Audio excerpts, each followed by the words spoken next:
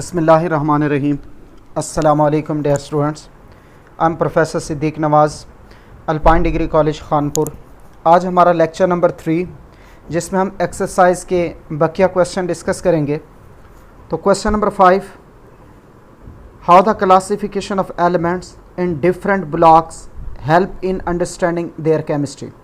ये आर्टिकल हम पहले डिस्कस कर चुके हैं, मैं उस पर थोड़ी सी लिटिल मॉडिफिकेशन की है ताकि हमारा जो लॉन्ग क्वेश्चन है एक्सरसाइज का कंप्लीट हो सके।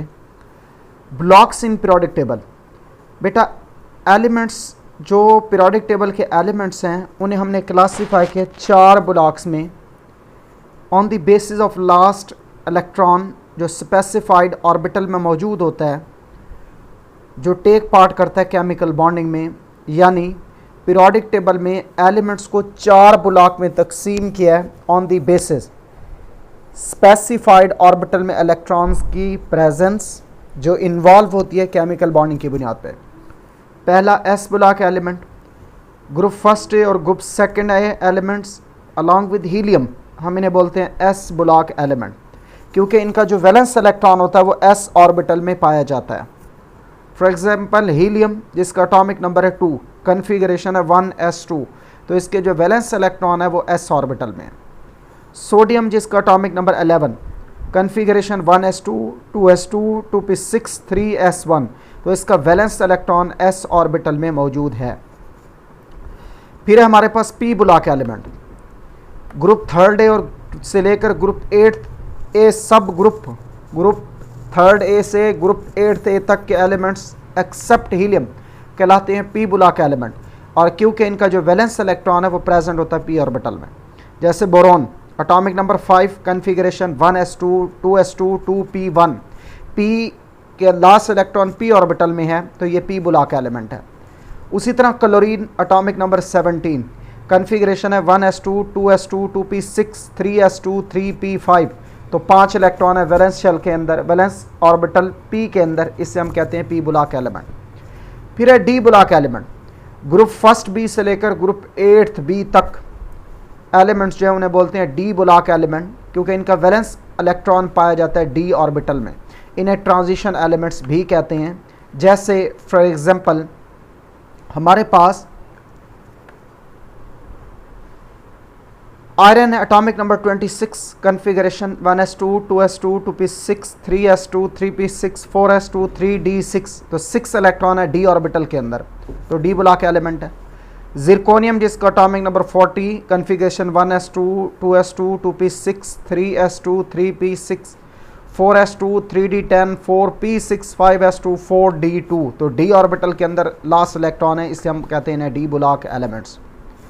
फिर है जी एफ ब्लॉक एलिमेंट, लैंथेनाइड और एक्टिनाइड सीरीज़ है जो, उन्हें हम बोलते हैं एफ ब्लॉक एलिमेंट्स, क्योंकि इनका लास्ट इलेक्ट्रॉन एफ ऑर्बिटल में पाया जाता है। जैसे सीरियम के केस में देखें, जिसका एटॉमिक नंबर है 58, कन्फिगरेशन है 1s2, 2s2, 2p6, 3s2, 3p6, 4s2, 3d10, 4p6, 5s2, 4d10, 5p6, 6s2 and 4f2, तो 2 इलेक्ट्रॉन एफ ऑर्बिटल के अंदर है, इट्स मीन लास्ट इलेक्ट्रॉन जाते हैं एफ ऑर्बिटल में, तो इन्हें हम बोलते हैं एफ ब्लॉक एलिमेंट। अब इन ब्लॉक्स के अंदर जो डिवीजन है ये हमें क्या बताती है? ये जो क्लासिफिकेशन है यूजफुल है in understanding the chemistry of element. Chemistry से मुराद क्या है? उनकी केमिकल बॉन्डिंग, और प्रिडिक्शन है अबाउट प्रॉपर्टीज स्पेशली वैलेंसी और ऑक्सीडेशन स्टेट के बारे में। तो ये एक लॉन्ग क्वेश्चन है हमारे पास। फिर है question number 6, how do you justify the position of hydrogen at the top of various group. बेटा ये लेक्चर 9 के अंदर मैंने पोजीशन ऑफ हाइड्रोजन को डिटेल में डिस्कस किया हुआ है, तो इट्स मीन ये क्वेश्चन ऑलरेडी डिस्कस हो चुका है। फिर है हमारे पास क्वेश्चन नंबर 6, जिसके अंदर क्वेश्चन नंबर 5, क्वेश्चन नंबर 7, 6 ये पोजीशन वाला हो गया। 7 वाला क्वेश्चन है, why the ionic radii of negative ions are larger than the size of their parent atom. बेटा जब एक न्यूट्रल एटम इलेक्ट्रॉन को गेन करता है तो उसका नेगेटिव, तो वो नेगेटिव आयन बनता है।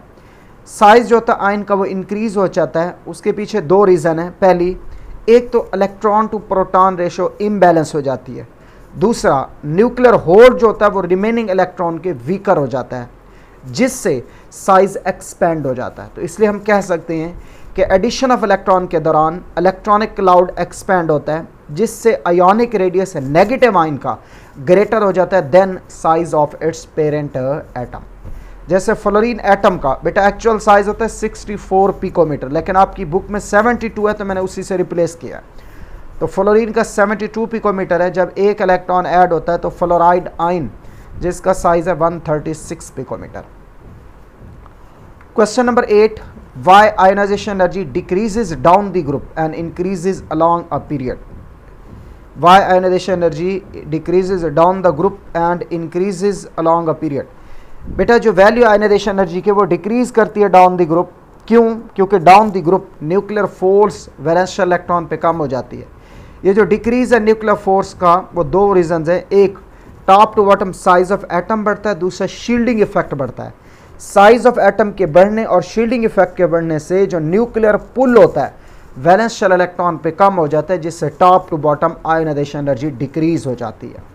जैसे अल्कली मेटल्स के केस में टॉप टू बॉटम जब जाओगे तो सीजियम जिसकी लो आयोनाइजेशन एनर्जी है, सॉरी जो सीजियम का केस है उसकी लो आयोनाइजेशन एनर्जी है क्योंकि उसका शील्डिंग इफेक्ट और साइज ज़्यादा है, जबकि लिथियम का साइज छोटा है, शील्डिंग इफेक्ट कम है, इस वजह से उसकी आयोनाइजेशन एनर्जी ज़्यादा है। फिर है question number 9, why the second value of electron affinity of an element is usually shown with positive sign. बेटा यूजुअली इलेक्ट्रोनेगेटिव एलिमेंट जो होते हैं वो रिलीज करते हैं एनर्जी जब फर्स्ट इलेक्ट्रॉन ऐड होता है, लेकिन जब सेकंड इलेक्ट्रॉन ऐड होता है यूनी नेगेटिव आयन के अंदर तो इनकमिंग इलेक्ट्रॉन रिपेल्ड होता है by already present negative charge. इस पर्पस के लिए, इस रिपल्शन को ओवरकम करने के लिए एनर्जी एब्जॉर्ब होती है इस प्रोसेस के दौरान।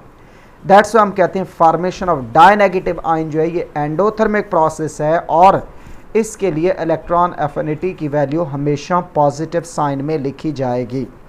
जैसे oxygen plus 1 electron, oxide ion तो इलेक्ट्रॉन एफिनिटी है -141 kilo joule per mole. Oxide ion plus 1 electron O2 negative तो सेकंड इलेक्ट्रॉन एफिनिटी है +780 किलो जॉल पर मोल।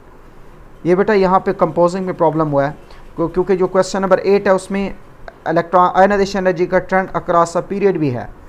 तो आयोनाइजेशन एनर्जी इंक्रीज होती है left to right due to increasing nuclear force and decrease in atomic size. Increase nuclear force क्यों है? क्योंकि nuclear charge बढ़ता है, number of electrons in the same valence shell आते हैं तो साइज डिक्रीज होता है। एज अ रिजल्ट जब nuclear force attraction valence shell electron को टाइटली बाउंड करेगी तो रिमूवल ऑफ इलेक्ट्रॉन डिफिकल्ट हो जाएगा, तो आयोनाइजेशन एनर्जी इंक्रीज होगी left to right in a period. जैसे इनर्ट गैसेस की आयोनाइजेशन एनर्जी सबसे ज़्यादा है, क्यों? क्योंकि इनकी वैलेंस शेल कंप्लीटली फिल्ड होते हैं, removal of electron extremely difficult होता है। फिर है बेटा question number 11, why metallic character increases from top to bottom in a group. बेटा मेटालिक करेक्टर एलिमेंट का इंक्रीज होता है with increase in its atomic size and decrease in its ionisation energy.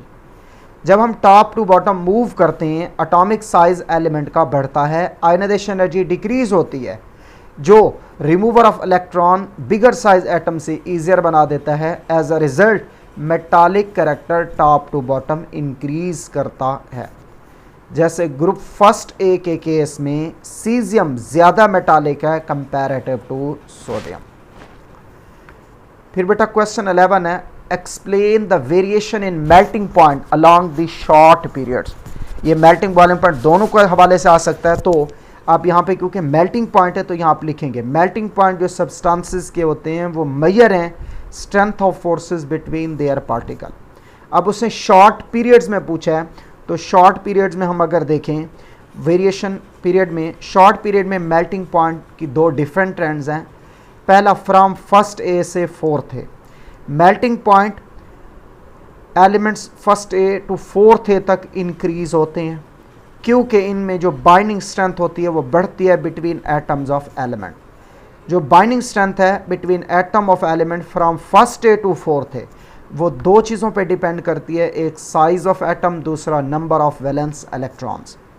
Binding strength increase होगी with decreasing size of atom and increasing number of valence electron from first A to fourth A as a result melting point up to 4th A maximum हो जाएगा। जैसे for example melting point first A का less than है second A. क्यों? क्योंकि second ए का हर atom 2 electron contribute करता है इन मेटालिक बॉन्ड, जबकि फर्स्ट ए का सिर्फ एक ही इलेक्ट्रॉन कंट्रीब्यूट करता है in metallic bond. Group 4th A के केस में डायमंड हर कार्बन एटम प्रोवाइड करता है 4 बाइंडिंग इलेक्ट्रॉन्स और बॉन्ड होता है विद 4 अदर एटम जो एक्सटेंड होता है थ्रू आउट द नेटवर्क, इसलिए डायमंड का मेल्टिंग पॉइंट हाई है। जनरली हमने पहले भी कहा है कि जो 3 डायमेंशनल नेटवर्क मॉलिक्यूल्स होते हैं उनके मेल्टिंग पॉइंट ज़्यादा होती हैं comparative to small size molecules के। अब अगर हम ग्रुप 5th से 8th की तरफ देखें शॉर्ट पीरियड में, तो मेल्टिंग पॉइंट डिक्रीज होगा 5th से 8th A की जानिब। क्यों? Due to decrease in strength of London dispersion forces and the size of molecule. क्योंकि ये लाइटर एलिमेंट्स जो होते हैं इन ग्रुप के एग्जिस्ट करते हैं स्मॉल कोवेलेंट मॉलिक्यूल्स की फॉर्म में, ना कि 3 डायमेंशन नेटवर्क की फॉर्म के अंदर। ये जो स्मॉल मॉलिक्यूल हैं इनमें वीक लंदन फोर्सेस होती हैं, स्ट्रेंथ इन फोर्सेस की डिक्रीज होती है on decreasing the size of the molecule along the period, as a result melting point decrease हो जाते हैं। फिर है बेटे question 12, why oxidation state of noble gases is usually 0। बेटा ऑक्सीडेशन स्टेट एलिमेंट की डायरेक्टली और इनडायरेक्टली रिलेट होती है नंबर ऑफ वैलेंस इलेक्ट्रॉन्स या number of vacancies available in the valence shell. Noble gases के केस में इनका आउटरमोस्ट शेल कंप्लीटली फिल्ड है, कोई वैकेंसी अवेलेबल नहीं है इनके आउटरमोस्ट शेल में, इसलिए इनकी ऑक्सीडेशन स्टेट यूजुअली 0 होती है, जो रेफर करती है एज 0 ग्रुप एलिमेंट। फिर है question number 13, why diamond is a non conductor and graphite is a fairly good conductor. बेटा डायमंड नॉन कंडक्टर है क्योंकि डायमंड के केस में हर कार्बन एटम sp3 हाइब्रिडाइज है, 4 सिग्मा बॉन्ड बनाता है विद 4 अदर एटम।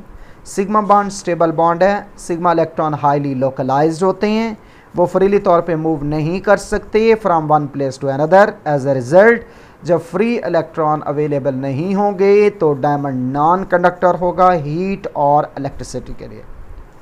दूसरे नंबर पे graphite as a conductor. Graphite के केस में हर कार्बन एटम sp2 हाइब्रिडाइज है और 3 सिग्मा बॉन्ड्स बनते हैं विद अदर कार्बन एटम। जो अनहाइब्रिडाइज p ऑर्बिटल है वो बाउंड होके पाई बॉन्ड बनाते हैं, पाई इलेक्ट्रॉन क्लाउड बनाते हैं बिटवीन 2 लेयर ऑफ ग्रेफाइट। ये इलेक्ट्रॉन हाईली डीलोकलाइज है, यानी फ्रीली मूव कर सकते हैं parallel to layer. As a result graphite का हेक्सागोनल स्ट्रक्चर के अंदर जब electron parallel to layer available होंगे फॉर कंडक्शन तो graphite will becomes conductor of electricity. फिर है क्वेश्चन 14 का A part, why D and F block elements are called transition element. बेटा डी और एफ ब्लॉक एलिमेंट को ट्रांजिशन एलिमेंट कहते हैं क्योंकि ये लोकेटेड होते हैं between S and P block element और इनकी प्रॉपर्टीज इन बिटवीन होती हैं metallic element of S block and non metallic element of P block के। फिर है क्वेश्चन नंबर 14 का B part, lanthanide contraction control करती है atomic size of element of 6th और 7th पीरियड को। पहले हमें पता होना चाहिए लेंथेनाइड कॉन्ट्रैक्शन का जो स्टडी डिक्रीज होता है या ग्रेजुअल रिडक्शन होती है साइज ऑफ लेंथेनाइड्स के अंदर वो सिग्निफिकेंट है। क्यों होती है? Due to poor shielding effect of F sub shells, इससे हम बोलते हैं लेंथेनाइड कॉन्ट्रैक्शन।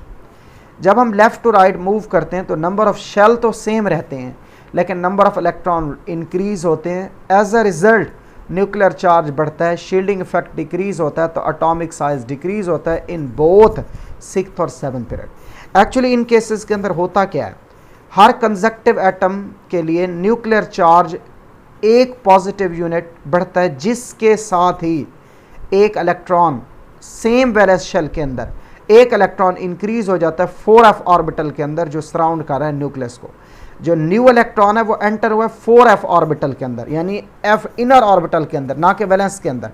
इस इनर इलेक्ट्रॉन के अंदर सेम ऑर्बिटल के अंदर जब इलेक्ट्रॉन की तादाद बढ़ती है तो उस वक्त शील्डिंग इफेक्ट होता है पुअर। इस पुअर शील्डिंग इफेक्ट की वजह क्या है? क्योंकि f की शेप होती है डिफ्यूज्ड। एज अ रिजल्ट जो न्यूक्लियर अट्रैक्शन है वो इंक्रीज हो जाती है और इलेक्ट्रॉनिक शेल कॉन्ट्रैक्ट हो जाता है।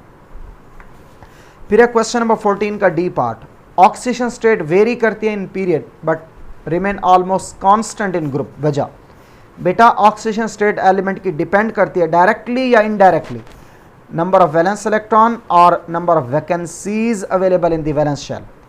पीरियड में जब आप मूव करते हो left to right, number of valence electron बढ़ते हैं, ऑक्सीजन स्टेट चेंज हो जाती है। लेकिन जब आप ग्रुप में मूव करते हैं टॉप टू बॉटम, तो outermost shell electronic configuration same रहती है, जिससे ऑक्सीजन स्टेट पे कोई फ़र्क नहीं पड़ता। फिर है क्वेश्चन नंबर 14 का ई पार्ट।